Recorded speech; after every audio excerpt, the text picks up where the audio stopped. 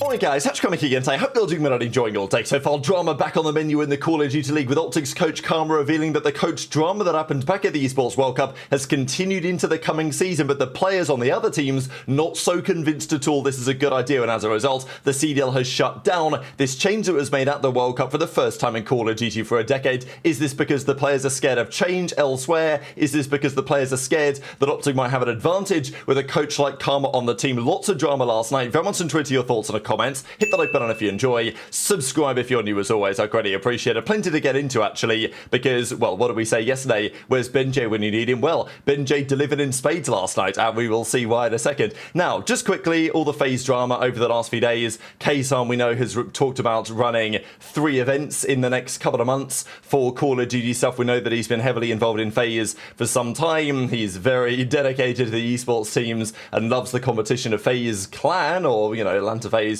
or FaZe Vegas, whatever it's going to be for next season on the Call of Duty side anyway. But there's been some drama over the last few days. We did wonder all this stuff with FaZe and Temper and all that. Not so familiar with the whole story there, and frankly I don't really care. What I do care is, like, is it going to be relevant for the COD stuff? Is it going to be relevant for competitive? When Kaysan says that he wonders whether even being part of FaZe is the best thing with the way that things are currently going, it maybe goes to show that there could be some complications with FaZe in the relatively near future. There's also this, just real quick, obviously we don't know when the process is coming out. We're hoping it's going to be relatively soon. We've got this, so obviously Roger's been working on it, the guys have been working on putting it together. I don't think as of recording anyway we have a confirmed date. They did say it was going to be September. We are now sitting at the 18th of September, so there's another week and a half, a couple of weeks for them to publish this in September. But anyway, that's the only update that I can give you guys right now anyway on that one. The other thing is on Heretics. Now, Metals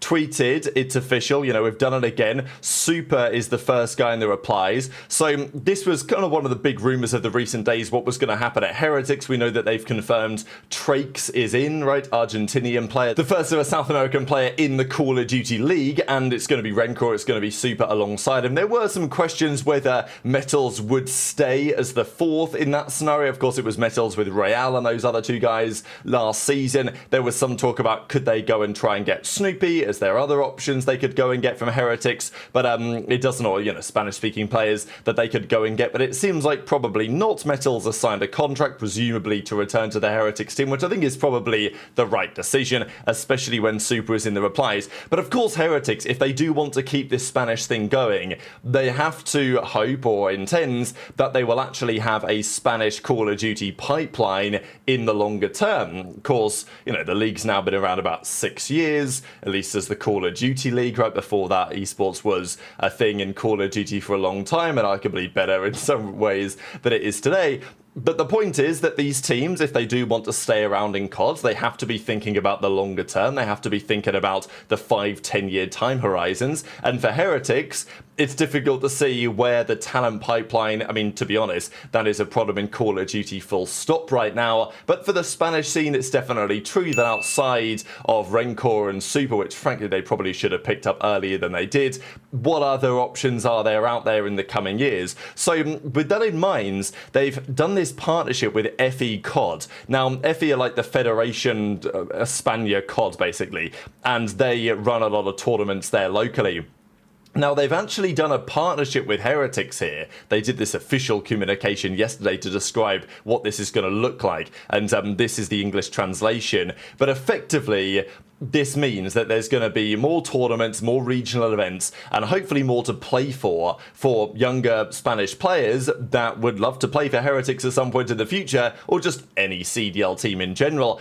But there is a key concern about development of next up talent in COD, and it's true in other esports as well, but especially the state of challenges, the fact that it's 18 plus, you know, for multiple reasons. And even if you do get into the league, if you come in on the worst team, you're probably getting paid minimum wage. So it is what it is. But as I say, with this agreement, both entities reinforce their commitment to the development, professionalization, and reactivation of the national Call of Duty competitive scene. Because back in the day, I'm thinking like Black Ops 3, just as an example. But there used to be a number of players in various different countries. You could put together a German team, a French team, a Spanish team, an Italian team. Like, that's how it used to be. Nowadays, that's just not really the case anymore. And some countries just don't really have any notable players at all, despite some decent scenes there on the grassroots level still existing. Just for various reasons, things have fallen off.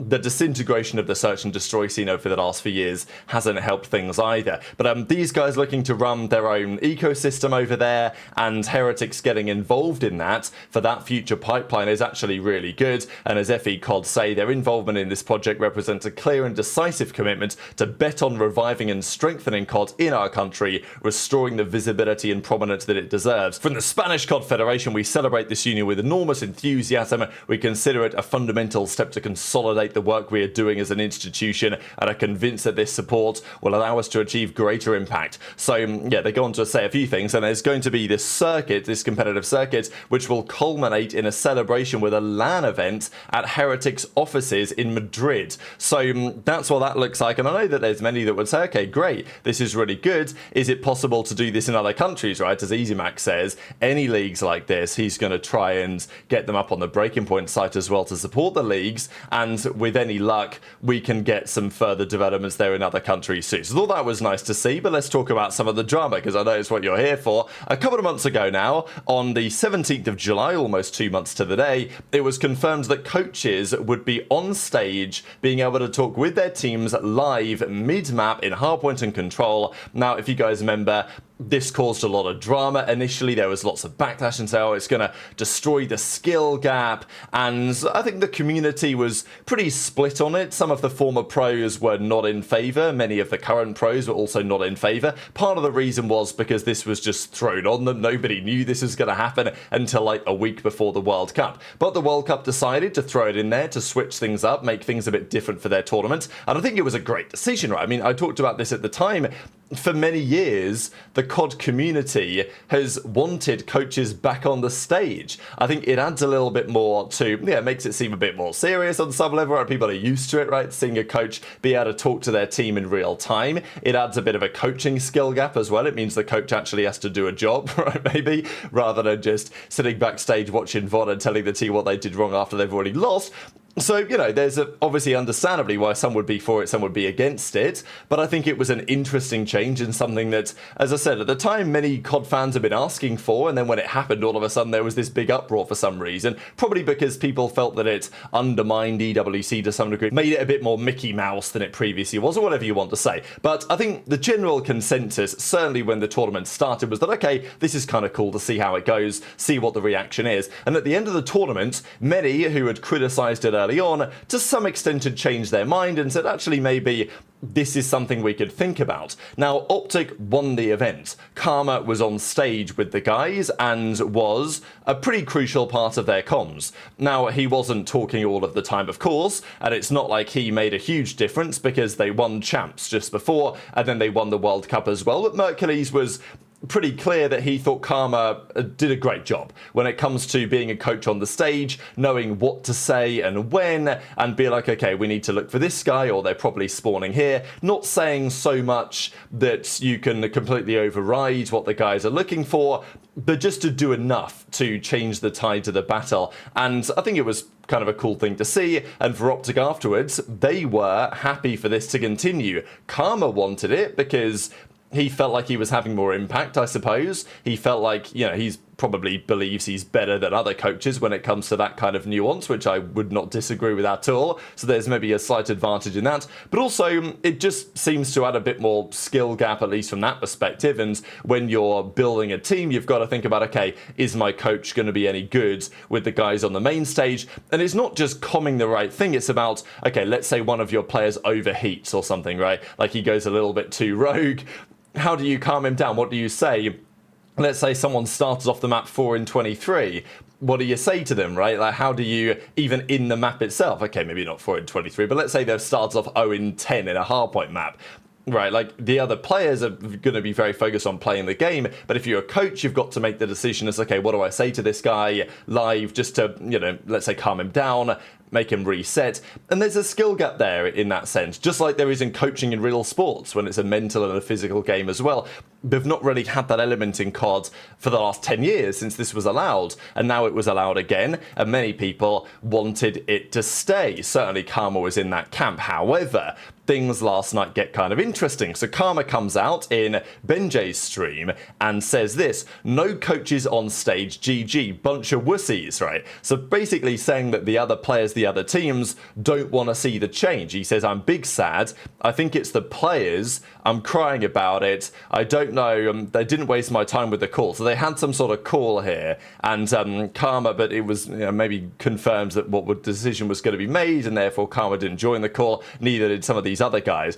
This is what Karma, I think, had to say in full. But yeah, this year's format, God bless, I'm sure someone will tell you, but no coaches on the stage. Some good, some not so good. Didn't waste my time. So that's what Karma said in aBeZy's chat. Then he tweeted it out. The flank then tweeted it out as well and said, OpTic coach Karma reveals players have vetoed coaches being on stage next season. Now, I will say the precise mechanism of this decision is not particularly clear. Because it doesn't appear the players voted on it. We'll see what Scrappy says on that in a second. This was merely a decision that was made.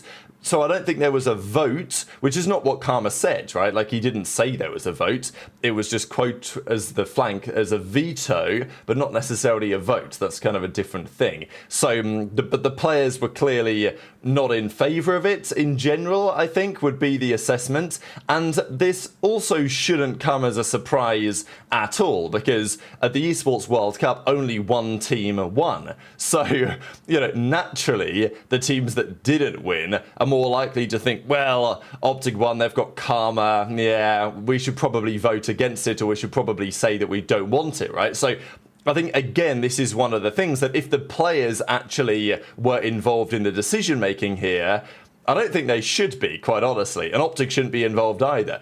Again, in the same way as the map set was decided this most recent season not by the players, okay, initially you want some feedback, right? It's nice to have some feedback, but I don't think the decision should be made, and maybe it wasn't, but I don't think the decision should be made based on a player vote, because they're always going to be incredibly biased. OpTic obviously will vote for it because they won with it. Probably all the other teams will vote against, right? So, like, what do you want to do from there? But anyway, Shotzzy says this adds another element to the scene. And yeah, Shotzzy's probably gonna be in favour because they won. But I also think that Shotzzy, this is why I respect Shotzzy's opinion on these type of things a lot, is because I think he genuinely does think about what is better for the community, what is better for the fans, and he thinks that, yeah, having the coaches on stage is a cool feature for multiple reasons, but the majority is not down, Shotzzy says.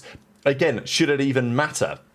Now, this is pretty funny, because Karma says, I'm watching Gen V and open Twitter and all freaking out about clickbait. Ben TacticalRabbed me. Just funny, I don't know what he means by getting TacticalRabbed here. Does he mean that by aBeZy tweeting this, it means he's going to get an TacticalRab video? Or does he mean that, like, Ben, by tweeting it, I don't know, did he get TacticalRab by tweeting it out when he could have kept quiet and not said anything? But anyway, Karma says, Ben TacticalRabbed me and the flank baited you. Ben literally said he's posting it for clips. No shot, you're TacticalRabbing me right now. Last time I typed Ben here, or last time I typed here, Ben GG. So, yeah, I thought that was all pretty funny. Now, based on this talk about the voting thing and some of this discussion, Simp then comes out and says, players only gave feedback from EWC after the event. We never had a vote for anything. W narrative, though. So, I think Simp kind of picked up, especially on the way this tweet was worded, that the players had, like, voted against it or whatever, but that's not really what was said. I think that Simp and Karma are kind of saying the same thing. But, my opinion still stands that, yeah, the players are going to give feedback after EWC to the league as to whether they're going to replicate that in the actual CDL next season. And of course, most of the feedback is probably going to be, it's good to listen to the feedback, but should the decision be made based on what the players think? Not necessarily. As Ghosty says, we didn't even get to vote on maps last year. In my opinion, is absolutely right, you shouldn't, because there is some degree of bias in play. So anyway, Simp then says, damn it, BenJ, right? So, when we needed him the most, he returned. Now, I'll just share this clip to kind of close out the video, because Scrap then came out and said to Zuma in a text that actually the league just made this call based on feedback involved. So it's not like they had a vote precisely, but the league, it seems for now, is against this for various reasons based on the feedback they received or based on their own personal decisions or whatever. So yeah, it caused a lot of drama. Karma's not very happy about it, and I can totally understand why. Look, if I could make the decision, yeah, I would say coach is back on the stage. The CDL, it seems, are saying no. What their reasons are for that is interesting. The team's seemingly a majority against it. Doesn't mean that the CDL couldn't say, well, you're doing it anyway, because if you'd have had a vote before the Esports World Cup, it would have been almost a unanimous no. But that's not what happened. And after the tournament, some teams probably changed their mind to a certain extent. So that's where it stands for now. But I do wonder, right, if the community really tries hard and says, we actually did like this a lot, could the league decide to, change their approach and say, what, yeah, we will allow coaches on the main stage, or will they ever publicize their decisions for it? Very much enjoyed your thoughts as always on all of this stuff in the comment section below. Hit the like button if you enjoyed, subscribe if you're new, take care, and I'll see you next time. Okay, so Ernie texted me and he said that there was a call, and he said there was a call, but I don't think it was the players, it was the league. It was the league who made the decision. So the league made the decision of not having coaches on stage. What was the reason that was given on the call? I don't know. Ernie wasn't on the call. So right, so we gotta get a hold of someone who was on the call and heard said reason. That's the next.